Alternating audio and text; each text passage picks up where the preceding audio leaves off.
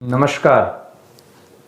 उपस्थित हूँ आज आप सभी के सम्मुख बुध और सूर्य।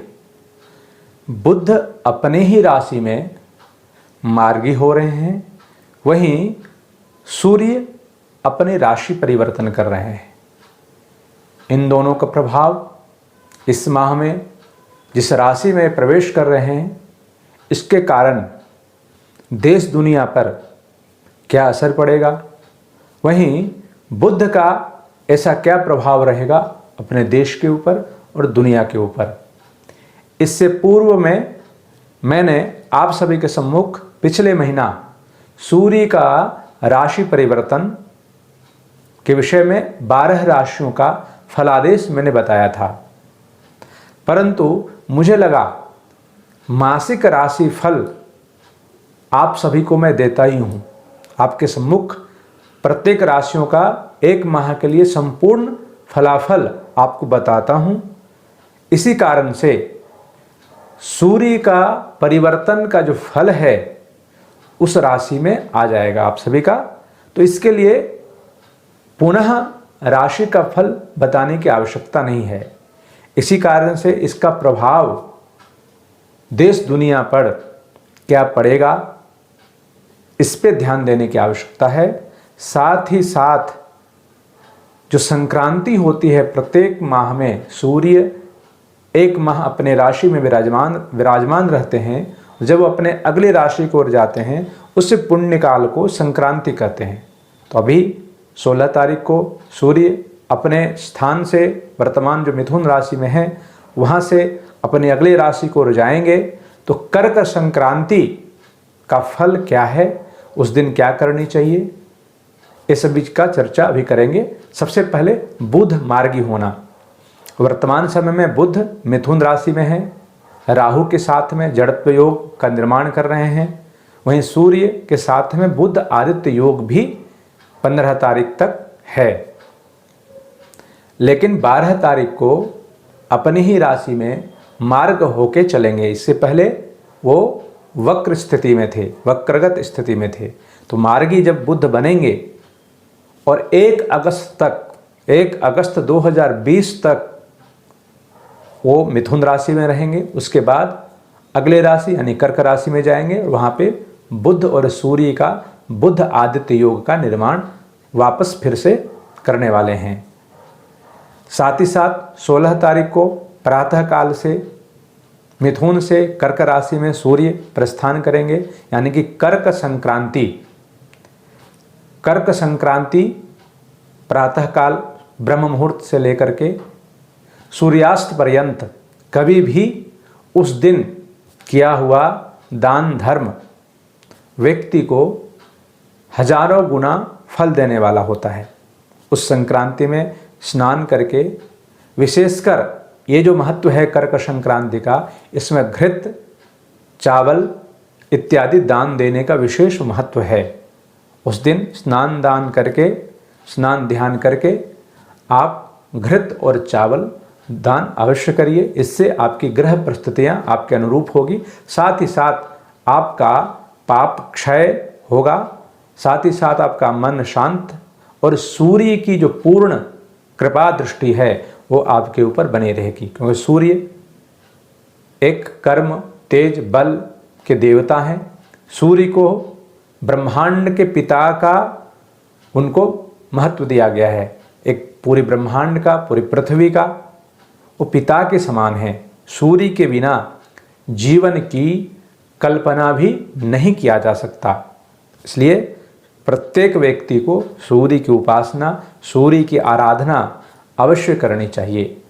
और इस बार तो मिथुन से कर्क राशि में प्रवेश कर रहे हैं, 1 माह तक वहाँ रहेंगे कर्क राशि में। तो प्रवेश के दौरान जो पुण्य काल है, जिसको संक्रांति काल कहते हैं, उस दौरान स्नान दान अवश्य करनी चाहिए। उससे व्यक्ति को लाभ सहस्र गुना मिलता ही है। अब देखते हैं कि बुध जो मार्गी बन रहे हैं और सूर्य अपनी राशि में अगली राशि यानी कर्क राशि में प्रवेश कर रहे हैं, इस पे देश दुनिया पर क्या असर पड़ेगा। इससे पहले मैंने 13 जून को एक एपिसोड किया था, ग्रह जो 6 ग्रह वक्रगत थे ग्रहण के दिन, और अभी 16 तारीख तक सूर्य राहु भी एक साथ हैं, तो ग्रहण योग तो है ही। वो ग्रहण योग जो भी बालक बच्चे जन्म लेंगे सभी को ग्रहण योग रहेगा 15 जुलाई तक जो भी जन्म लेंगे। तो इस वक्रगत जो 21 जून को जो ग्रहण था, जो 6 ग्रह वक्री थे, इसका प्रभाव देश दुनिया पर क्या रही होगी, इस पे मैंने विशेष ध्यान दिया था। विशेषकर भारत और चाइना के बीच में जो तनाव बना हुआ था, इसको लेके मैंने उस समय भविष्यवाणी किया था। आप उसको भी देख सकते हैं। तनाव बढ़ता गया, लेकिन मैंने कहा था कि युद्ध नहीं होगा और 20 जुलाई के बाद तनाव खत्म हो जाएगा, सितंबर तक पूरी तरह समाप्त हो जाएगा। कुछ विषम परिस्थिति बनेगी भी, इसे संयोग है तो सितंबर के बाद बन सकती है, परंतु वर्तमान परिस्थिति जो बहुत तनाव की स्थिति थी, मैंने वीडियो 10 जून को ही बनाया था और 13 जून को मैं अपलोड किया था YouTube पर, और 15 जून को ऐसी घटना घटी जो हमारे जवान शहीद हो गए। उसके बाद तनाव और भी बढ़ गया, लेकिन मैंने कहा था उस एपिसोड में कि तनाव घटेगा और जो युद्ध की स्थिति है वो नहीं बनेगी, युद्ध टल जाएगा। वैसा ही होते दिख रहा है। और भारत की स्थिति कितनी मजबूत है कूटनीतिक दृष्टि से, आर्थिक दृष्टि से, वो भी मैंने उस एपिसोड में कहा था। उसको भी आप एक बार जाके देख सकते हैं। और वर्तमान में जो बुध मार्गी हो रहे हैं अपनी राशि में, जो 1 अगस्त तक रहेंगे और सूर्य कर्क राशि में जाएंगे, इसका देश दुनिया पर क्या असर पड़ेगा, इसकी ओर ध्यान भी देने की आवश्यकता है। तो सबसे पहले मैं बता दूं, बुध आदित्य योग कर्क राशि में रहेगा। तो जहाँ तक भारत का प्रभाव है, भारत का प्रभाव निरंतर बढ़ता जाएगा, भारत की स्थिति निरंतर बढ़ेगी। और जो देश हैं उनके नज़र में भारत की स्थान पहले तो था ही ऊंचा, इसमें और भी ऊंचा बनेगा, और भी मान सम्मान भारत की बनेगी। कूटनीतिक दृष्टि से भारत की स्थिति और मजबूत होगी। आर्थिक के सवाल है तो दूसरे देशों की तुलना किया जाए इस कोरोना के काल में, तो उस परिस्थिति को देखते हुए भारत की आर्थिक दृष्टिकोण मजबूत रहेगा, आर्थिक स्थिति मजबूत रहेगी। परंतु आंतरिक जो आर्थिक परिस्थितियां हैं, धन का परिस्थितियां हैं, वो थोड़ी भारत की खराब होती चली जाएगी।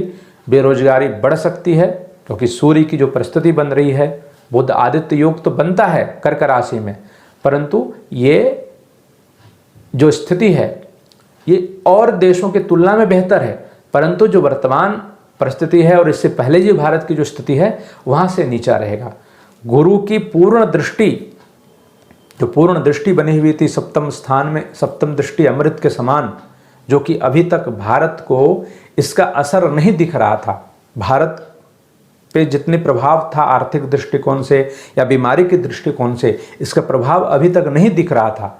परंतु जब सूर्य परिवर्तन कर लेंगे राशि, और 1 अगस्त के बाद में बुध भी परिवर्तन हो जाएगा, अगले राशि में कर्क राशि में जाएंगे, तो गुरु की दृष्टि जो सप्तम दृष्टि बन रही थी मिथुन राशि पर, वो जो स्थिति भारत की मजबूत हो रही थी, वो कहीं ना कहीं घटता हुआ दिख रहा है, जो अभी तक उजागर नहीं हो पा रहा था। भारत की जो कमजोरी थी वो सामने नहीं आ पा रही थी, और व्यक्ति को जो इसका संक्रमित होते जा रहे थे, जुलाई में बढ़ने की संभावना मैंने उस वीडियो में भी कहा था, और अभी भी आने वाला समय में कहेंगे कि इसमें स्थिति थोड़ी खराब हो सकती है। वो सारे खराब स्थिति को सामने, पब्लिक के सामने, जनता के सामने आ सकती है।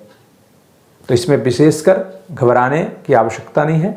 आप अपने आप को बिल्कुल सावधानी पूर्वक रखें। ग्रह की परिस्थितियां तो बदलती रहती है। जब नवग्रह की उथल पुथल होती है और प्रत्येक ग्रह कहीं ना कहीं अपने चाल को बदलता है, तो ब्रह्मांड पे उसका असर तो होता ही होता है। ब्रह्मांड के साथ में उस ब्रह्मांड के जो एक अंश है, पृथ्वी का एक अंश है, उसमें हमारे देश भी है, भारत भी है, उसका असर भारत पे भी पड़ेगा, आम जनों पे भी पड़ेगा। तो इसमें ये तो एक घटना है, चलती रहेगी, लेकिन उससे कैसे निकला जाए, सकारात्मक सोच के साथ कैसे आगे बढ़ा जाए, इस ओर विशेष ध्यान देने की आवश्यकता रहेगी। तो सूर्य कर्क राशि में प्रवेश 16 तारीख को प्रातःकाल से, और 12 जुलाई को बुध अपने ही राशि में मार्गी रहेंगे 1 अगस्त तक। इसको विशेष ध्यान रखते हुए आप कर्क संक्रांति की, सूर्य का जो कर्क संक्रांति है उसका लाभ लें। उसमें स्नान, ध्यान और दान विशेष रूप से घी और चावल का अवश्य करें। नमस्कार।